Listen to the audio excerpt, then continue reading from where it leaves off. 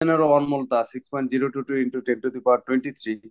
তো এখন একে যদি আমরা স্ট্যান্ডার্ড টেম্পারেচার দুইটাকেই যদি আমরা 0 ডিগ্রি সেলসিয়াসে রাখি এবং স্ট্যান্ডার্ড প্রেশার 1 বারে রাখি, নাম্বার অফ মলিকুল তো সমান, 1 মোল বলে তো নাম্বার অফ মলিকুল সমান করে দিয়েছি।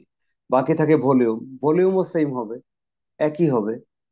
ভলিউম সেই একই ভলিউমটা কত, এটা অ্যাভোগাড্রোস বের করেছে। এটা হচ্ছে 22.4 লিটার। ঠিক আছে। জি। জি স্যার, বুঝতে পারছি।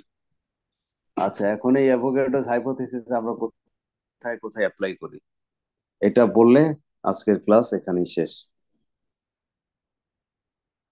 বলেছিলাম যে কেন না অ্যাভোগাড্রোস হাইপোথিসিস দিয়ে নাইট্রাস অক্সাইড কেন? স্যার অক্সিজেন তো পুরোটাই গ্যাস। শুধু ভ্যাপার প্রেসার দেখে, নাইট্রাস সিলিন্ডারের প্রেসার দেখে, শুধু ভ্যাপার প্রেসার দেখে যদি আমরা জাজ করতে চাই যে কতটুকু নাইট্রাস আছে, তাহলে একটা মিস জাজমেন্ট হবে।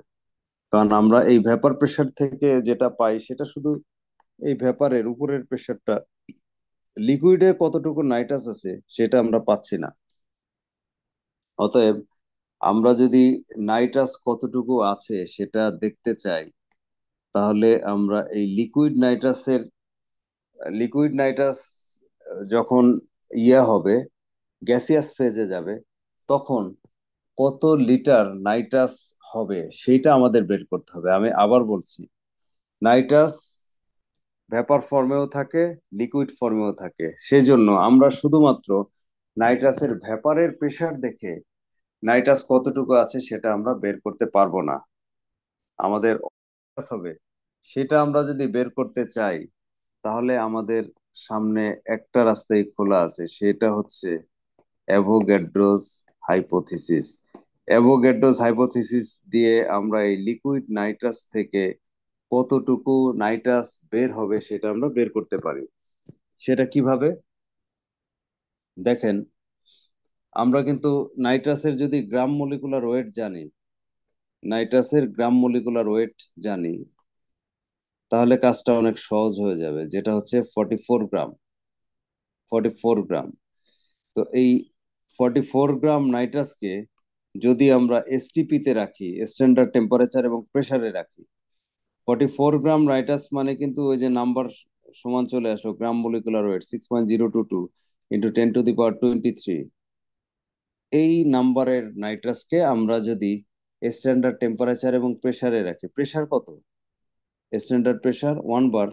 1 বার। আমাদের আমাদের ইসের ওটির প্রেসার তো 1 বারই থাকে। স্ট্যান্ডার্ড প্রেসার, স্ট্যান্ডার্ড টেম্পারেচারটা কত? 0 ডিগ্রি সেলসিয়াস। তার মানে আমরা এইটার ওজন ওজন মেপে, নাইট্রাস সিলিন্ডারের ওজন মেপে যদি আমরা এরকম পাই যে ওখানে 44 গ্রাম নাইট্রাস আছে, 44 গ্রাম, ঠিক আছে, তাহলে আমরা এই 44 গ্রাম নাইট্রাসকে যদি স্ট্যান্ডার্ড টেম্পারেচার এবং প্রেসারে রাখি, কত লিটার নাইট্রাস পাবো বলেন তো? 22.4 লিটার। 22.4 লিটার, ঠিক আছে। তো আসলে লিকুইড নাইট্রাস কতটুকু আছে সেটা দেখার জন্য আমরা পুরা নাইট্রাস সিলিন্ডারকে ওজন দিব।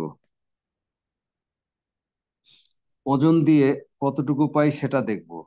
এরপরে নাইট্রাস সিলিন্ডারের গায়ে দেখবো যে আসলে সিলিন্ডারের ওজন কতটুকু, যেটাকে আমরা টার ওয়েট বলি।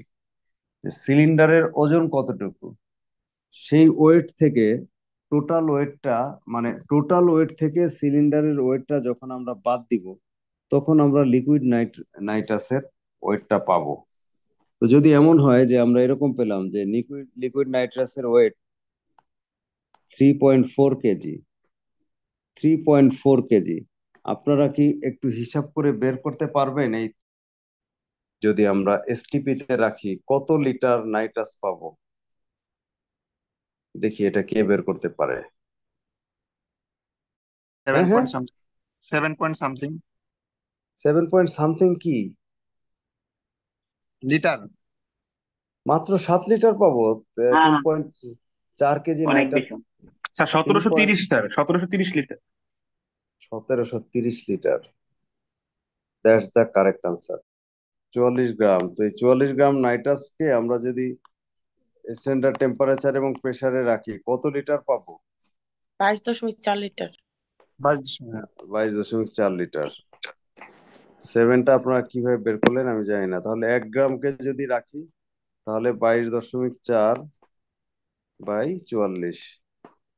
আর যদি 3.4 কেজি মানে কত গ্রাম? ও হ্যাঁ ঠিক আছে। 3.4। 3400 গ্রাম না?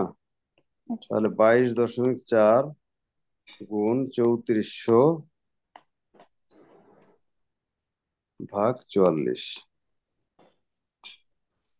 তাহলে কত হয়? কত লিটার?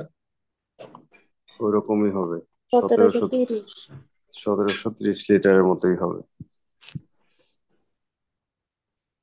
গ্যাসিয়াস ভ্যাপার বের হবে সেটা জানার জন্য আমাদের অ্যাভোগাড্রোস হাইপোথিসিস ছাড়া অন্য কোনো অপশন নাই।